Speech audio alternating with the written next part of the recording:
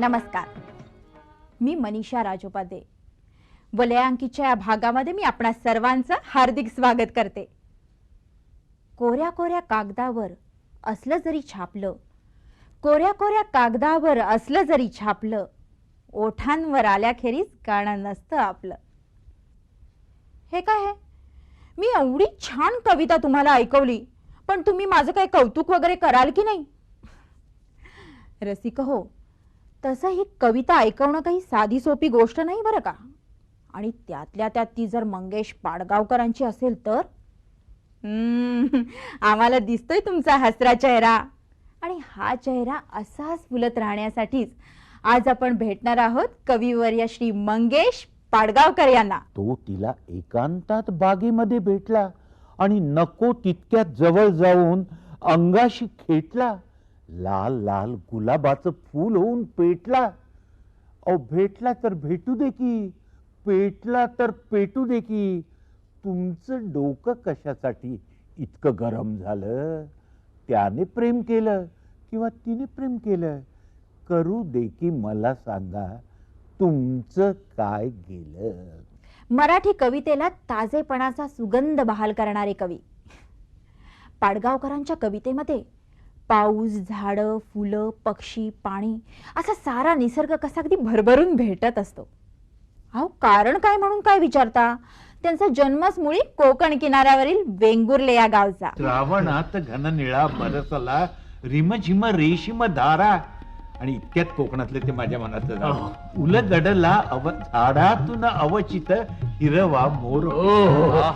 श्रावणात घन निळा बरसला, रिमझिम रेशीम धारा. उलगडला झाडातून अवचित हिरवा मोर पिसारा. धारा नृत्य ही त्यांची प्रसिद्ध झालेली पहिली कविता. आणि हो, ती इथल्या पावसावरच लिहिलेली आहे. आज धारा नृत्य चाले, क्षुब्ध धारा, उग्र धारा, वज्रधारा, रुद्रधारा, क्षाळण्या भूगोल सारा. जीवनाचे ओघ आले, आज धारा नृत्य चाले.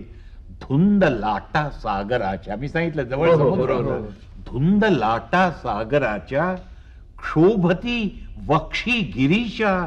मस्तकी अन या तमाच्या, हे विजांचे लाख भाले. आज धारा रसिक हो, नृत्य चाले. या हिरव्या ओल्या निसर्गाने त्यांच्या मनात कविता रुजवली, फुलवली. आणि अवघ्या 13व्या-14व्या वर्षीच ते चक्क कविता करायला लागले. मंगेश पाडगावकर यांच्या कविता म्हणजे कशा अगदी साध्या सोप्या, सहज गुणगुणता येतील अशा असतात. पण मी म्हणते, त्यांना एवढ्या छान छान कविता कशा काय सुचत असतील बरं? एक तर मला असं वाटतं की कविता लिहावी ही एक उत्कट इच्छा असते. दुसरं असं, नैसर्गिक कविता लिहिण्याची, त्या कलेची एक देणगी माझ्या ठिकाणी असली पाहिजे. इतकी वर्ष मी कविता लिहितोय त्यामुळे माझ्या मनामध्ये एखादी भावना जागृत झाली तर काही वेळा, प्रत्येक वेळी नव्हे, एकदम एखादी ओळ माझ्या मनात येते. आणि मग मी ती ओळ घेऊन जसं एखाद्या फुलपाखराच्या मागे धावत सुटावं तसे त्या एका ओळीच्या मागे धावत सुटतो मनाने. आणि एका मागून दुसरी ओळ, दुसरी तिसरी ओळ, असं करत करत बघता बघता ही कविता माझ्या हातात.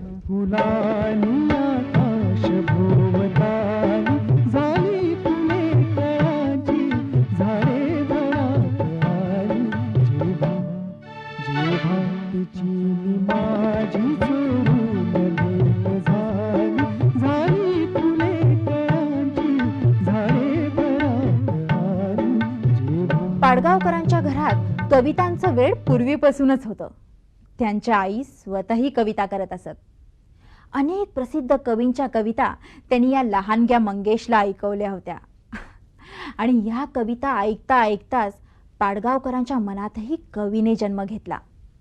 त्यांच्या पहिल्या कवितेची गमत मोठी मजेशीरच आहे बरं का. बोरकर कवी आहेत, त्यांची एक कविता प्रसिद्ध झाली होती कुठल्या तरी दिवाळी अंकातून, आणि तिची ती गझलचं वृत्त होतं ते आता मी सांगतोय. तव चिंतनी मन गुंगुनी मी हिंडतो राणी वने, अशी ती पहिली ओळ होती. बरोबर. आता ती मला आठवत नाही. मी इतका त्या कवितेने झपाटून गेलो होतो की सारखं तेच, तव चिंतनी मन गुंगुनी मी हिंडतो राणी वने, तव चिंतनी ललला लला ललला, सारखं तेच डोक्यात. आणि इंग्लिश मी सांगितलं पहिल्या मजल्यावर राहायचो. हो. जिना चढून मी असा वर जात होतो त्यावेळी एक माझ्याच वयाची 14 वर्षाची मुलगी अशी खाली होती. आता 14 वर्षाचा मुलगा म्हणजे काय, 14 वर्षाची मुलगी ही गोष्ट वेगळी. बरं माहितीये, एक इंग्लिश कादंबरीतले एक वाक्य आठवतं मला, 14 वर्षाची मुलगी म्हणून. A girl is nothing, a girl is nothing and suddenly she is everything. एकदम माझ्या ते बोरकरांची कविता डोक्यात होती.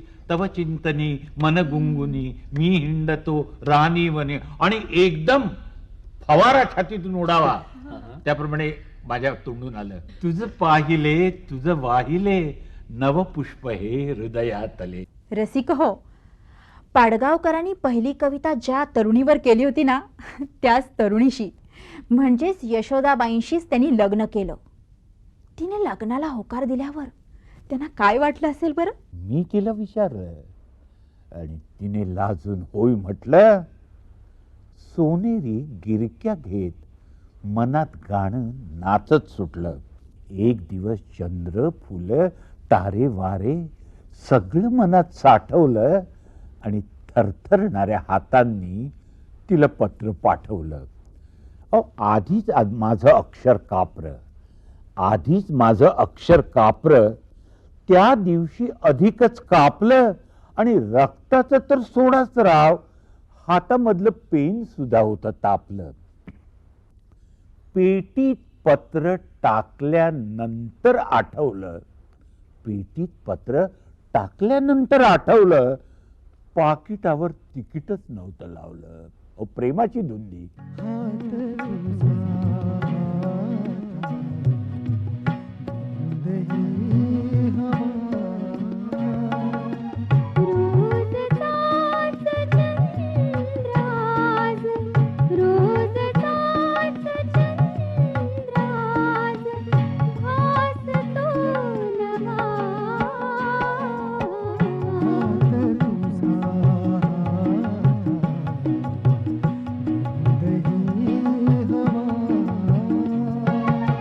रसिक हो, खरं तर पूर्ण वेळ कवी होणं ही तशी धाडसाचीच बाब म्हणायला हवी नाही का? पण त्यांच्या आईचा त्यांना पूर्ण पाठिंबा होता. त्या काळात ते स्वतःवर, स्वतःच्या कवितेवर अगदी बेहद्द खुश होते. इतके खुश की मिळेल त्या विषयावर ते कविता करायचे. त्या दिवसात जणू ते झोपाळ्यावरच झुलत होते. स्वप्नात घुंगट जाणे, वाटेत भेटते गाणे, गाण्यात हृदय झुरायचे, गाण्यात हृदय झुलायचे, झोपाळ्या वाचून झुलायचे, झोपाळ्या वाचून झुलायचे. पाडगावकरांचे वडील त्यांना फार जपत असत, मात्र त्यांचं कविता करणं काही त्यांना फारसं आवडत नसे. एकदा तर पाडगावकरांनी त्यांच्या वडिलांचा बेदम मारही खाल्ला होता. पहिला मुलगा म्हणजे माझ्या अगोदर त्यांना मुलगा झालेला वडिलांना, माझा भाऊ तो वारलेला होता. आणि ज्योतिषांनी सांगितलं की मुलगा राहणार नाही. ते भाविक लोक असतात जुन्या काळातले. आणि माझा जन्म झाल्यानंतर ते मला फार त्यामुळे जपायचे, एकच मुलगा. बरोबर. आणि एकदा मी गेलो समुद्र, त्यामुळे मला सायकलवर चालवणं, पोहणं हे सगळं जे इतर मुलं करतात ते घाबरून मला कधीच करू दिलं नाही. पण एकदा मी नजर चुकवून, वेगवेगळ्या समुद्र होता ना, त्यावेळी ते मुंबईहून आलेलो होतो. तिथून आज जरा पाण्यात शिरलो. म्हणजे मी तरी काय हो, पाहिजे पोहणं तर सोडूनच द्या, गुडघ्यापर्यंत फारतात. कोणीतरी घरी जाऊन सांगितलं तर वडील आले आणि ती इतकी घाबरलेली होती. त्यांचं माझ्यावर प्रेम, म्हणजे ते मला मारणं हा त्यांचा हेतू नव्हता, पण ती इतकी घाबरली की आता काय होईल ते मारत मारत त्यांनी मला घरी आणलं. तेव्हापासून समुद्रात पुन्हा पाऊल टाकलं नाही. समुद्रावर कविता वगैरे केल्या असते. लवकरच पाडगावकरांना त्यांच्या कविता साचेबद्ध वाटू लागल्या आणि नवीन अनुभवांची त्यांना ओढ लागली. कुणीतरी साद घाली निळ्या अनंतामधून, आठवते बाळपण जेव्हा होतो मी खेळत, होतो मांडीत मी घर सवंगड्यांच्या संगत, कवली पानांची घराला आणि झावळ्यांच्या भिंती. आठवते अजूनही होतो रंगत मी किती, पण अकस्मात होतो जात सारे उधळून, एक जिप्सी आहे माझ्या बोल मनात दडून. अशी काहीशी त्यांची अवस्था झाली. त्यावेळी ते फक्त 18-19 वर्षांचे होते. त्यावेळी घरदार, शिक्षण सगळं सगळं सोडून ते घराबाहेर पडले. 2 मित्रांच्या बरोबर त्यांनी दक्षिणेची वाटच धरली. तरुण वय होतं. ती गोष्ट केव्हाची, 47-48 सालची. 18-19 वर्षाचा मी होतो. त्याच्यातून मला फार त्रास झाला, कारण शिक्षण त्या काळात एकदम सोडायचं, नंतर 5-6 वर्षांनंतर पुन्हा इलाज नव्हता म्हणून ते सुरू केलं. त्याला इलाज नाही, विदाऊट तिकीट गाडीतून भरायचं, फुटपाथवर झोपायचं. काही पैसे बरोबर घरून जाताना थोडेसे घेतले होते, ते किती दिवस पुरणार. सगळा दक्षिण भारत, सिलोन त्या काळातला, म्हणजे श्रीलंका, आता तर इतकं सगळं फिरून यायचं. माझ्याबरोबर 2 मित्रही होते, ते माझ्यासारखेच रिकामे खिजायचे. एक स्वप्नाळू ध्येय वाटली, काहीतरी आपण कविता वगैरे लिहून करून दाखवू, असं ते होतं. त्या धुंदीत ते सगळं झालं. रसिका हो, 1950 साली पुण्यामध्ये जे साहित्य संमेलन झालं, त्यावेळी विविध घाट्यांनी पाडगावकरांची करी माझ्या दीपयुगाचा रे ही कविता ऐकली. ती कविता ऐकून ते इतके प्रभावित झाले की ते पाडगावकरांना घेऊन थेट व्यासपीठावरच गेले. तिथे त्यांनी जाहीरपणे सगळ्यांना सांगितलं की मंडळी, हा उद्याचा थोर कवी म्हणून. एवढ्या लहान वयात पाडगावकरांनी सुंदर सुंदर कविता वाचल्या आणि फक्त 20व्या वर्षी त्यांनी अवघं साहित्य संमेलन जिंकलं. मला खूप भीती वाटते, तुला खूप भीती वाटते, त्याला खूप भीती वाटते, तिला खूप भीती वाटते. भीती जरा थांबण्यासाठी केमिस्टकडे गोळ्या असतात. भीती जरा थांबण्यासाठी केमिस्टकडे गोळ्या असतात.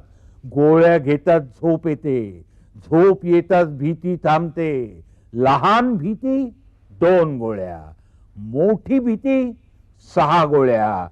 20 गोळ्या घेतल्या तर भीती थांबते कायमची. खबरदार, ओठ मिटा, त्याआधी गोळ्या गिळा. सावधान, खाली मान, बंद डोळे, बंद कान.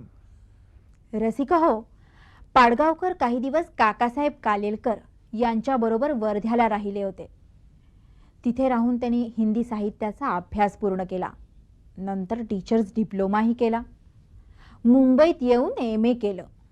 MA परीक्षेच्या संस्कृत आणि मराठी विषयात त्यांना सुवर्ण पदक मिळालं. आणि तुम्हाला माहिती आहे का, ते विद्यापीठात पहिलेही आले होते.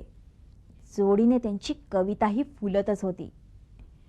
निसर्गाचं आणि मानवी मनाचं नातं उलगडणारे कवी, अशी त्यांची ओळख होऊ लागली.